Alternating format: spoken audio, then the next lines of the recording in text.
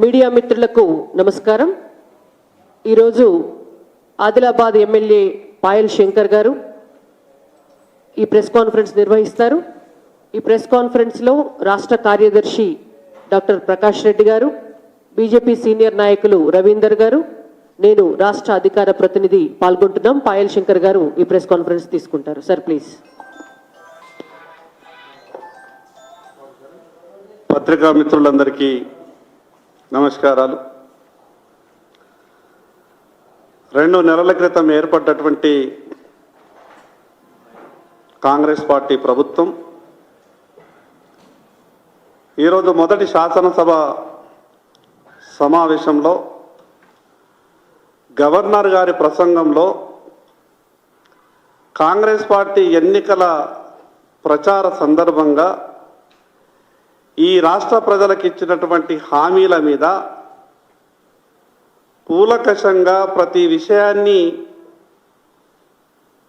ప్రస్తావిస్తారని, ఎన్నో ఆశలతో ఉన్నటువంటి రాష్ట్ర ప్రజానికానికి వారు చేసేటటువంటి కార్యక్రమాలన్నీ కూడా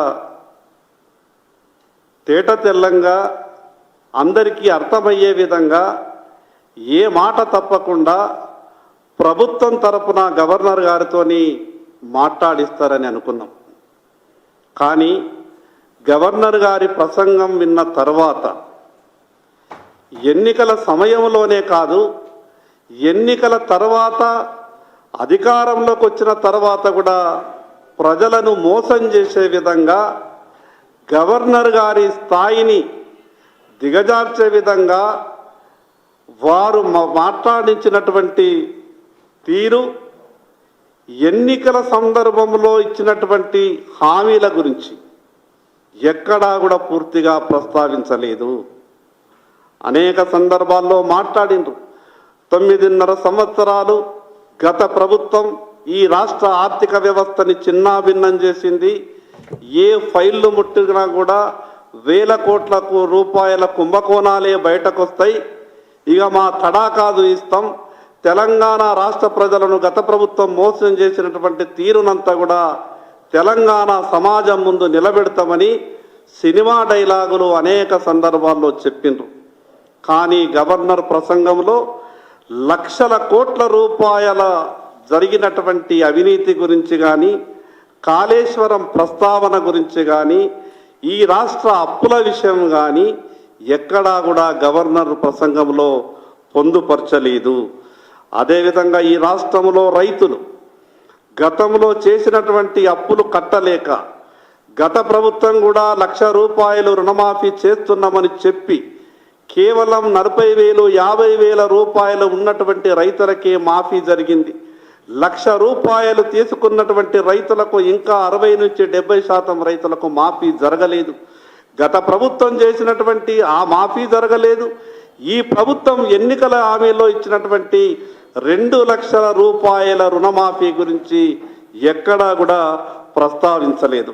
ఇంకా అన్నిటికన్నా ఎక్కువ ఘోరం, గవర్నర్ గారి ప్రసంగంలో సోనియా గాంధీ గురించి ఎంత గొప్పగా వర్ణించే ప్రయత్నం చేసిండ్రు. తెలంగాణ ప్రజలందరికీ తెలుసు, ఈ దేశ ప్రజలందరికీ తెలుసు, భారతీయ జనతా పార్టీ అదేవిధంగా తెలంగాణ ప్రజలంతా తెలంగాణ చిన్నమ్మగా భావించేటటువంటి సుష్మా స్వరాజ్ గారి పేరు ఎక్కడా కూడా ప్రస్తావించలేదు. ఈ విషయాన్ని బట్టి చూస్తే ఈ రాష్ట్రంలో కొత్తగా వచ్చినటువంటి ప్రభుత్వ చిత్తశుద్ధి ఏ రకంగా ఉన్నదో రాష్ట్ర ప్రజలకు ఇప్పటికే అర్థమయ్యింది. మరి అదేవిధంగా ఎన్నికల సమయంలో జాబ్ క్యాలెండర్ ఎన్నికల ప్రచార సందర్భంలో తేదీలు ప్రకటించారు. మరి అధికారంలో లేనప్పుడు పార్టీ నాయకులుగా మీరు తేదీలు ప్రకటించినప్పుడు ఈరోజు ప్రభుత్వంలోకి వచ్చి 2 నెలల తర్వాత ప్రభుత్వం ఏర్పడ్డాక కూడా గవర్నర్ గారి ప్రసంగంలో జాబ్ క్యాలెండర్ తేదీలతో సహా కానీ ఎందుకు ప్రకటించలేకపోయినరు? అంటే ఎన్నికల సమయంలో మాట్లాడినటువంటి మాటలకు ప్రభుత్వంలోకి వచ్చినటువంటి తర్వాత చేసే వ్యవహారాలకు పొంతన లేదు అనే సంకేతాన్ని ఈ కాంగ్రెస్ ప్రభుత్వం రాష్ట్ర ప్రజలకు ఇవ్వదలుచుకున్నది. మేము అనేక సందర్భాల్లో చెప్తూ వస్తున్నాం, కాంగ్రెస్ పార్టీ ఎప్పుడు కూడా ఎన్నికల సమయంలో వచ్చినటువంటి మాటలకు, ప్రభుత్వం ఏర్పడ్డ తర్వాత చేసేటటువంటి వ్యవహారాలకు ఎక్కడా కూడా పొంతన ఉండదు. మళ్ళీ ఈరోజు కొత్తగా గవర్నర్ ప్రసంగం ఈ రకంగా చెప్పించే ప్రయత్నం చేస్తే మళ్ళీ టిఆర్ఎస్ కాంగ్రెస్ అనే ఈ రెండు రాజకీయ పార్టీలు ఎన్నికల సమయంలో మాత్రమే వాళ్ళు ఒకరికి ఒకరు ప్రత్యర్థులుగానే భావించే విధంగా రాజకీయ ఆరోపణలు చేసే ప్రయత్నం చేస్తూ ఈరోజు భారతీయ జనతా పార్టీని ఎక్కడ ఏదైనా అవకాశం దొరికితే దోషిగా నిలబెట్టాలనే రెండు రాజకీయ పార్టీలు కూడా కుట్రలు చేసుకునే ప్రయత్నం చేస్తాయి. మాకు గవర్నర్ ప్రసంగం తర్వాత ఒక విషయం చాలా స్పష్టంగా అనిపిస్తున్నది. ప్రభుత్వ ఆలోచన నిజంగా టిఆర్ఎస్ ప్రభుత్వం గతంలో 9.5 సంవత్సరాల కాలంలో లక్షల కోట్ల రూపాయల అవినీతి చేసింది అని అనేక సందర్భాల్లో మాట్లాడినటువంటి కాంగ్రెస్ పార్టీ నాయకులు ప్రభుత్వంలోకి వచ్చిన తర్వాత, మీకు ఈరోజు అధికారం ఉన్న తర్వాత కూడా ఆ జరిగినటువంటి అవినీతి మీద విచారణ చేస్తామని కూడా కనీసం ఎందుకు గవర్నర్ గారి ప్రసంగంలో ప్రస్తావించలేదు అంటే దీనిలోనే ప్రభుత్వ ఆలోచన విధానం అర్థమవుతున్నది. ఎక్కడ గవర్నర్ గారి ప్రసంగంలో ఆ ప్రస్తావన తీసుకొస్తే విచారణ చేయాల్సి వస్తుందేమో అని కాంగ్రెస్ పార్టీ ప్రభుత్వం భయపడ్డదా అని అనుమానం వస్తూ ఉన్నది. అందుకే మేము పదే డిమాండ్ చేసినాం. వీళ్ళ మాటలలో నిజాయితీ లేదు కాబట్టే ఎన్నికలలో మాట్లాడినటువంటి మాటకు కట్టుబడి కాంగ్రెస్ ప్రభుత్వం మీద ఉంటే జరిగినటువంటి అవినీతి మీద గతంలో మాట్లాడినటువంటి ఈనాటి రాష్ట్ర ముఖ్యమంత్రి గారు, ఆ రోజు మల్కాజిగిరి పార్లమెంటు సభ్యునిగా, అదేవిధంగా తెలంగాణ రాష్ట్ర కాంగ్రెస్ పార్టీ అధ్యక్షునిగా అనేక సందర్భాల్లో సిబిఐ విచారణ కోరిండ్రు కదా.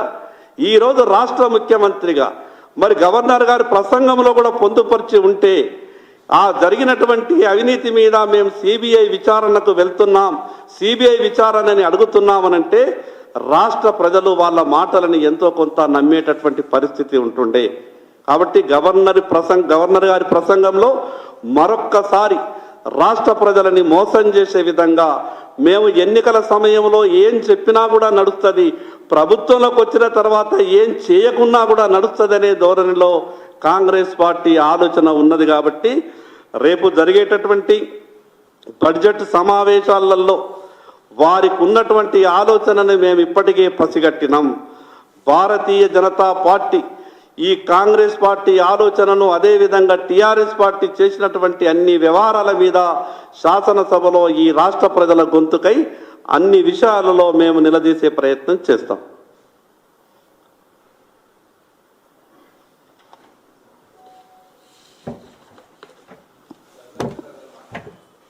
మీడియా మిత్రులకు ధన్యవాదాలు. ఇంతటితో ఈ ప్రెస్ కాన్ఫరెన్స్ ముగుస్తుంది.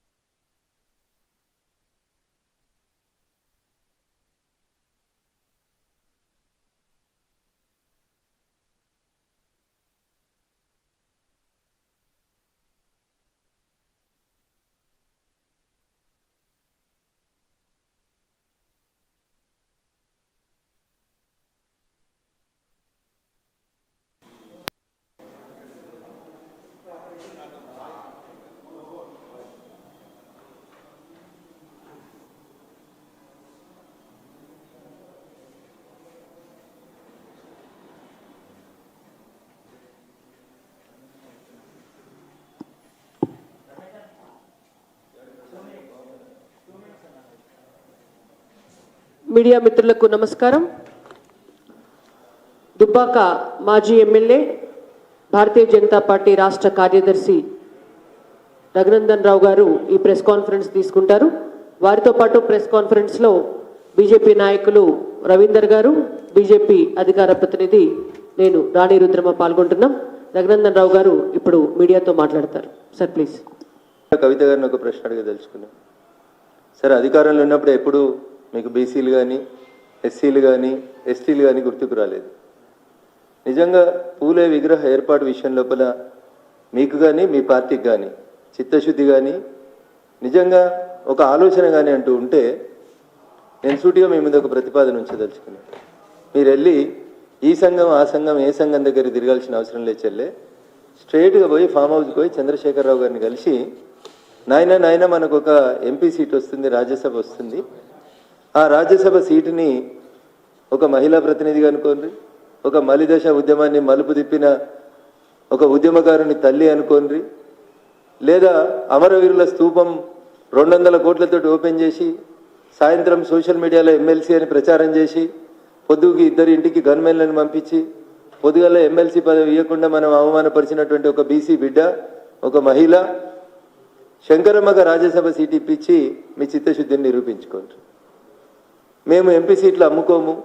2019 ఎన్నికలలో చేవెళ్ళ, మహబూబ్ నగర్, నల్గొండ, ఖమ్మం ఇట్లా మొదలు పెడితే మెదకు ఇట్లా కనబడేయని అమ్ముకున్నారు. ఎవరికి? They don't know Telangana, they are nowhere concern with Telangana movement. అంతా 100 కోట్లు, 200 కోట్లు, 500 కోట్లకి. నేను చెప్పలేదు సార్ ఈ మాట. కేసీఆర్ గారు నల్గొండ సభలో నరసింహారెడ్డి గారిని పక్కన చూపెడుతూ, నరసన్న నేను నీకు 100 కోట్లకు సీట్ అమ్మినా అని జనం అనుకుంటున్నారు, ఆ 100 కోట్లు ఎప్పుడు తెచ్చిస్తావు నరసన్న అని అడిగిండు. నువ్వు అమ్మినావు అనేది నువ్వే చెప్పినావు, కొన్నావు అనేది ఆయన్నే చెప్పిండు, ప్రజలు కూడా తెలుసు అది. ఖమ్మం ఎటుపోయింది, ఖమ్మం సీట్ ఎవరికి ఇచ్చినారు, తర్వాత మీరు ఇచ్చిన రాజ్యసభ సీట్లు ఎవరికి ఇచ్చినారు? ఒకటేమో గ్రానైట్ కంపెనీలకి, 2 గోళీల కంపెనీలకి, 3 పైసలు వసూలు చేసేటానికి, 3 గోళీలు వేసేటానికి. అందుకని ఇప్పటికన్నా కవితకు అర్థం కావాల్సింది ఏంటంటే, మేము 10 ఏళ్ళు అధికారంలో ఉండి ప్రతిరోజు తప్పు చేసినాం. దళితుని ముఖ్యమంత్రి చేయలేకపోయినాం, చేస్తామని చెప్పినాం, చేయలేకపోయినాం. మా నాయనను ఫ్లోర్ లీడర్ అనుకొని చేసినాం, కానీ మా నాయనకు నడిచే పరిస్థితి లేదు కాబట్టి, ఆరోగ్యం సహకరిస్తలేదు కాబట్టి, అందరికంటే సీనియర్ శాసనసభ్యుడు, గౌరవనీయులైనటువంటి మా తండ్రి గారికి సమకాలీకుడు కడియం శ్రీహరి గారిని ఫ్లోర్ లీడర్ చేస్తాం అని ఒక దళితుడిని ఫ్లోర్ లీడర్ని చేయండి. పార్టీ వర్కింగ్ ప్రెసిడెంట్ గారు బాగా బిజీగా ఉంటారు, ఎప్పటికీ దుబాయ్లో, అమెరికాలో, సింగపూర్లో వ్యాపార సామ్రాజ్యాన్ని విస్తరించుకోవాలి, ఇంకా సినిమా ఇండస్ట్రీస్ తోటి చాలా పనులు ఉంటాయి వారికి. అవన్నీ పనులు చేయడం లోపల బిజీగా ఉంటారు కాబట్టి ఒక బీసీ బిడ్డను తీసుకొచ్చి పార్టీ వర్కింగ్ ప్రెసిడెంట్ని చేయండి. మీకు బాగా ఉత్సాహం ఉంది కాబట్టి ఒక మహిళను తీసుకొచ్చి పార్టీ ప్రెసిడెంట్ని చేయండి. 2 డిప్యూటీ ఫ్లోర్ లీడర్లుగా ఒక బీసీని లేదా ఒక ఎస్సీని ఒక ఎస్టీని చేయండి. 10 ఏళ్ళు అనుభవించిండ్రు కదా, దొరికిన కాడికి దోచుకున్నారు కదా. బీసీ, ఎస్సీ, ఎస్టీ, మైనార్టీలకు సంబంధించినటువంటి ప్రజానికాన్ని ఏ రోజు కూడా మీరు గౌరవించలేదు కదా. బీసీలకు ఇది చేసినాం అది చేసినామని చెప్తారు. మొదటి క్యాబినెట్లో 2, రెండో క్యాబినెట్లో 3. జనాభాలో 56% ఉన్నారని మీరు చేసిన సకల జనుల సర్వే చెప్పినప్పుడు మీరు బీసీలకు ఇచ్చిన మంత్రి పదవులు 2 18లో. రెండోసారి అధికారంలోకి వచ్చిన తర్వాత మీరు ఇచ్చినవి 3 పదవులు. ఇవన్నీ తప్పు జరిగింది మా వల్ల. మేము ఇప్పటికైనా బుద్ధి తెచ్చుకున్నాం, మా తప్పును మేము సరిదిద్దుకోవాలనుకుంటున్నాం. మొదటి క్యాబినెట్లో మహిళల్ని గౌరవించలేకపోయినాం. అమరవీరుల స్తూపం ఓపెనింగ్ రోజు శంకరమ్మ గారికి ఎమ్మెల్సీ ప్రకటించినవని తప్పుడు ప్రచారం చేసినాం కాబట్టి తప్పయింది అని అందరూ, party president, floor leader, working president, బావ, బామ్మర్ది, చెల్లె అందరు పోయి తెలంగాణ అమరవీరుల స్తూపం, ఆంధ్రుల చేత కట్టించిన అమరవీరుల స్తూపం కాడికి పోయి తప్పైందని చెంపలేసుకొని ముక్కునాలకు రాసి ఎమ్మెల్సీ పదవి ఇచ్చినామని చెప్పి ప్రకటించి మోసం చేసి 2 గన్మెన్లను 2 రోజులు పంపించి తర్వాత ఎమ్మెల్సీ పదవి ఇయ్యక వంచినందుకు మలిదశ ఉద్యమాన్ని మలుపు తిప్పినటువంటి శ్రీకాంతాచారి సోదరుడు వారి తల్లి శంకరమ్మకి మీరు రాజ్యసభ ఇచ్చి మీరు మీ పాపాలకి ప్రాయశ్చిత్తం చేసుకోవాలని సోదరి కవితకి ఈ సందర్భంగా నేను సూచించదలుచుకున్నా. ఇది చేయకుండా 12వ తారీఖు నాడు ధర్నా చేస్తాం, లేకపోతే 13వ తారీఖు నాడు వరంగల్లో రౌండ్ టేబుల్ సమావేశం పెడతాం. ఇంకా ఈ పబ్లిసిటీ ఇచ్చేందుకు మీకు మీ కుటుంబానికి అసెంబ్లీలో అయితే మీ అన్న మాట్లాడతాడు, లేకపోతే మీ బావ మాట్లాడతాడు. ఎవరు లేరు ఆ మంత్రులు? ప్రశాంత్ రెడ్డి గారు లేరు, లేకపోతే జగదీష్ రెడ్డి గారు లేరు, కడియం శ్రీహరి గారు లేరు, 2 సార్లు 3 సార్లు 4 సార్లు గెలిచిన వాళ్ళు ఎవరు లేరు. అయితే మండలిలో నువ్వు కనబడాలి, శాసనసభలో మీ అన్న మీ బావ కనబడాలి, లేకపోతే మీ నాయన తెలంగాణ భవన్లో కనబడాలి. ఈ పిచ్చెందుకు మీకు? జనం వద్దనుకున్నారు కదా మిమ్మల్ని. కొద్ది రోజులు మీ ముఖాలు మీడియా ముందుకు రాకుండా ఉంటే ఈ తెలంగాణ సమాజం కొంచెం ప్రశాంతంగా ఉంటుందని నాకు అనిపిస్తుంది. 2001లో జలదృశ్యానికి సున్నం వేసిన తెలంగాణ ఉద్యమకారునిగా చెప్తున్న చెల్లె, కొద్ది రోజులు మీరు కనబడకూరి. ప్రజలకి మీ కుటుంబం మీద వ్యతిరేకతతో పాటు మీ ముఖాలు చూడాలంటే ఒక రకమైన ఏహ్య భావం ఏర్పడింది సమాజానికి. అందుకని దయించి తెలంగాణ పేరు పరువు ప్రతిష్టల్ని కాపాడాలని ఒక తెలంగాణ ఉద్యమకారునిగా నేను నీకు ఇచ్చేటువంటి సలహా, మళ్ళా పూలే పేరు ఎత్తి నువ్వు బయటికి రావాలంటే ముందు మీ నాయనని కాలు మొక్తావా ఏళ్ళు మొక్తావా మొక్కి శంకరమ్మకి సీట్ ఇప్పిస్తే నీకు బీసీల మీద ప్రేమ ఉందని సమాజం నమ్ముతుంది. లేక ఇట్లే డ్రామాలు వేస్తే ప్రజలు మిమ్మల్ని పొరపాటున కూడా వచ్చేసరికి కాదు, రాబోయే పార్లమెంట్ ఎన్నికలు మీకు మీ పార్టీకి చివరి ఎన్నికలు చేస్తారు ప్రజలు అనేది మీరు అర్థం చేసుకోవాలి. బీసీ ముఖ్యమంత్రి లేడు, లేకపోతే బీసీ ఫ్లోర్ లీడర్ లేడు. శాసన మండలి కూడా ఒక ఫ్లోర్ లీడర్ ఇవ్వచ్చు. శాసన మండలి ఫ్లోర్ లీడర్ అన్న బీసీకి ఇచ్చిరా? ఇయ్యలే. అసెంబ్లీ ఫ్లోర్ లీడర్ ఇచ్చిరా? ఇయ్యలే. పార్టీ ప్రెసిడెంట్ ఇచ్చిరా? ఇయ్యలేదు. పార్టీ వర్కింగ్ ప్రెసిడెంట్ ఇచ్చిరా? ఇయ్యలేదు. ఎప్పుడన్నా రాజ్యసభ సీట్లు ఇస్తే ఏమన్నా దళితులకు ఇచ్చి గొప్పగా చేసిరా? అది లేదు. వ్యాపారవేత్తలకు అమ్ముకోవడం తప్ప మీరు తెలంగాణ ఉద్యమకారులను ఏ రోజు కూడా గుర్తించలేదు, గౌరవించలేదు. అందుకని ఊకే పొద్దున్న లేస్తే ఇట్లా ప్రజల్ని ఆగమాగం చేసేందుకు మీడియా మిత్రుల్ని భయపెట్టించి మీడియాలో స్పేస్ కోసం ఏదో జరగబోతుంది, ఏదో జరుగుతూ ఉంది. తల్లి నువ్వు లేకున్నా పూలే గారు ఉన్నారు, నువ్వు లేకున్నా తెలంగాణ సమాజంలో బీసీ బిడ్డలు చైతన్యవంతులైనరు, నువ్వు లేకున్నా బీసీ సమాజం బీసీ హక్కుల కోసం కొట్లాడుతుంది. కాబట్టి మీరు అనవసరంగా బాధ్యత తీసుకొని మిమ్మల్ని మీరు తక్కువ చేసుకొని ఆ బీసీ కులాలలో నాయకత్వాన్ని తక్కువ చేయొద్దని చెప్పి నేను ఈ సందర్భంగా కవిత గారికి హితవు పలుకుతా ఉన్నా.